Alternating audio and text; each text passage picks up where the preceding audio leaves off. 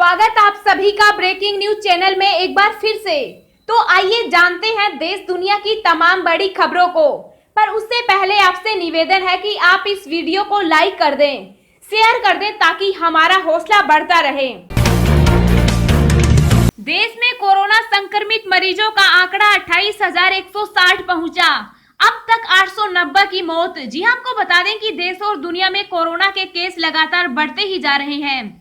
ताजा आंकड़ों के मुताबिक देश में अब तक 28,160 संक्रमण के मामले सामने आ चुके हैं। एक्टिव केस 20,700 हैं, जिसमें से अभी तक 890 लोग अपनी जान गंवा चुके। वहीं इसके बीच अच्छी खबर ये भी है कि अब तक 6,600 संक्रमित मरीज ठीक भी हो चुके। भारत में सबसे ज्यादा कोरोना संक्रमित मरीजों की संख्या महाराष्ट्र में है, जहां 8,095 मामलों की पुष्टि हो चुकी, जिसमें अब तक 345 लोगों की मौत हो चुकी। दुनिया भर में कोरोना वायरस की वजह से कुल 2,07,000 लोगों की जान जा चुकी, जबकि वायरस से संक्रमित लोगों की संख्या 30 लाख हो गई। इनमें एक्टिव केस 19 लाख हैं और खुशी की बात यह है कि अब तक 8,80,000 लोग ठीक हो चुके। अमेरिका में वायरस की वजह से अब तक 9,88,000 लोग संक्रमित हो चुके, जबकि 56,000 लोगों की मौत हो चुकी। अगर आप इस देश के सच्चे नागरिक हैं तो इस प्यारे से देश के लिए वीडियो को एक लाइक जरूर करें।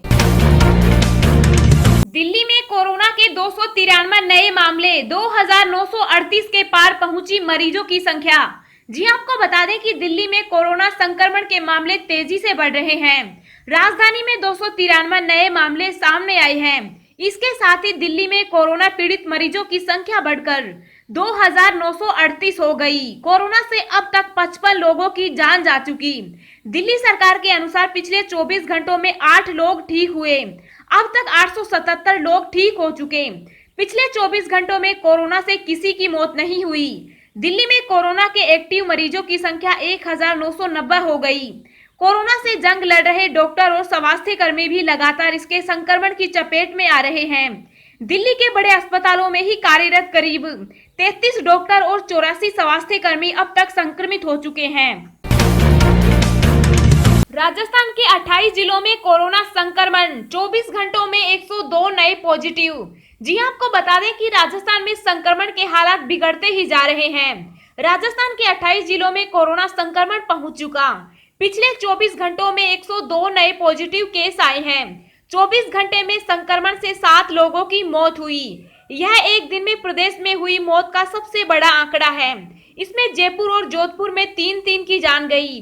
वहीं सीकर में 1 की मौत हुई। मृतकों की उम्र 16 साल से लेकर 65 साल के बीच है। मृतकों में सभी को डायबिटीज, हाइपरटेंशन जैसी बीमारियां थी। राज्य में अब तक संक्रमण से 45 लोगों की जान जा चुकी है। रविवार को प्रदेश में 102 नए केस आए हैं। इसमें जोधपुर में 38, नागौर में 20, जयपुर में 16, अजमेर में 11, कोटा में 9, धौलपुर में 2, उदयपुर, बांसवाड़ा, सीकर, भरतपुर, झालावाड़ और हनुमानगढ़ में 1-1 संक्रमित मिला है। जिसके बाद प्रदेश में कुल संक्रमितों का आंकड़ा 2,245 पहुंच गया। अकेले नहीं लौटेंगे प्रवासी, कोरोना भी साथ आएगा। दूसरे राज्यों में फंसे मजदूरों को वापस लाने को लेकर नितिन गडकरी ने सीएम योगी को दी सलाह। जी आपको बता दें कि देश भर में चल रहे कोरोना लॉकडाउन के बीच उत्तर प्रदेश के मुख्यमंत्री योगी आदित्यनाथ दूसरे राज्यों में फंसे कामगारों और मजदूरों को घर लाने की तैयारी कर रहे हैं। ऐसे में केंद्रीय परिवहन और राजमार्ग मंत्री नितिन गडकरी ने योगी सरकार को सलाह दी। मालूम हो कि कोटा से हजारों छात्रों को लाने के बाद सीएम योगी ने अधिकारियों को अब मजदूरों के वापसी पर विचार कर रहे हैं। लेकिन योगी सरकार के उठाए इस कदम से नितिन गडकरी सहमत नहीं है। उन्होंने कहा कि जो जहां है वहीं रहें। मजदूरों के गांव में जाने से वहां कोरोना फैलने का खतरा बना रहेगा। नितिन गडकरी ने कहा, जो मजदूर पैदल अपने गांव की तरफ जा रहे हैं उन्हें रोकने की जरूरत है। उनका आत्मविश्वास बढ़ाकर उनके खाना और छत देने की जरूरत है। जो मजदूर पैदल चलकर अपने गाँव तक पैदल पहुँच रहे हैं, तो अगर उनमें से किसी एक को भी कोरोना का संक्रमण हुआ तो उसका खामियाजा पूरे गांव, पूरे प्रदेश को भुगतना पड़ेगा। लिहाजा प्रदेश सरकारों से मेरा आग्रह है कि मजदूरों का वापस जाने से रोकें। उन्होंने कहा, मैंने यूपी से सीएम योगी आदित्यनाथ का वह बयान सुना जिसमें वह बसें चलाने की बात कर रहे हैं। मैं इसके खिलाफ हूँ। इस समय हमें ज्यादा सतर्कता बरतनी चाहिए। लोगों को लाने का यह सही समय नहीं है। अगर कोई भी कोरोना संक्रमित होता है तो उत्तर प्रदेश में यह बड़ी समस्या हो सकती है। गडकरी ने केंद्र सरकार के पिछले महीने जारी निर्देशों का हवाला देते हुए कहा कि केंद्र सरकार ने कहा था कि सभी राज्य लॉकडाउन के दौरान प्रवासियों के रहने और खाने का इंतजाम करेंगे, जिससे कोरोना वायरस को फैलने से रोका जा सके। कई राज्यों में प्रवासियों को खाना भी खिलाया जा रहा है। जून तक बिजली बिल माफ करने की मांग। जी हां, आपको बता दें कि देशवासी कोरोना जंग की लड़ाई लड़ रहे हैं। लॉकडाउन के कारण कारखाने, कंपनियां बंद हैं, लोग बेरोजगार होकर घर बैठे हैं। पिछले 2 महीने से वेतन नहीं मिला, खाने पीने की समस्या से हर दिन जूझ रहे हैं। ऐसे संकट की घड़ी में बिजली बिल भरना उनके लिए किसी आत्महत्या से कम नहीं। पिछले मार्च से लेकर जून तक की बिजली माफ की जानी चाहिए। इसकी मांग care of public safety association नामक संस्था ने राज्य सरकार और ऊर्जा मंत्रालय को एक पत्र के जरिए की। अगर कंपनी मालिक घर बैठे कामगारों को वेतन नहीं देंगे, कामगार व गरीब तबका बिजली बिल के पैसे कहां से लाएगा? इस संकट की घड़ी में राज्य सरकार बिजली बिल पूर्ण माफ करके लोगों को राहत देने का निर्णय लेना चाहिए। केवल कामगार ही नहीं, किसान, मजदूर, कंपनी मालिक सभी लॉकडाउन की समस्या झेल रहे हैं। किसान की लागत नहीं मिल रही, सब्जियां खेत में सड़ रही है या जानवर खा रहे हैं। मोटर पंप की मदद से पानी खींचकर खेतों में लगाया। अगर आमदनी नहीं हुई तो भरकम बिजली बिल की रकम कहां से अदा करेगा?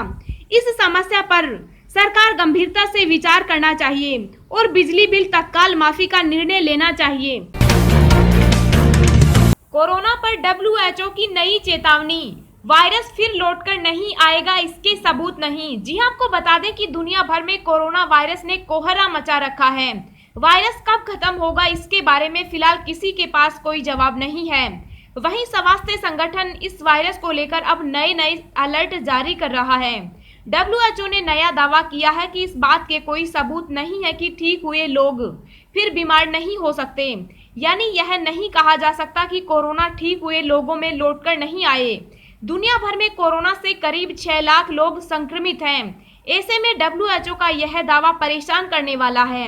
WHO ने ट्वीट किया कि ऐसे कोई सबूत नहीं है कि जो लोग कोविड-19 से ठीक हुए हैं और उनके शरीर में एंटीबॉडीज है, वे दूसरी बार संक्रमित होने से बच जाएंगे।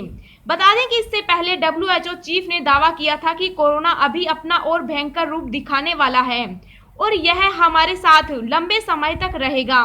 WHO चीफ ने यह बात कुछ देशों द्वारा लॉकडाउन में दी जा रही ढील को देखते हुए कही थी।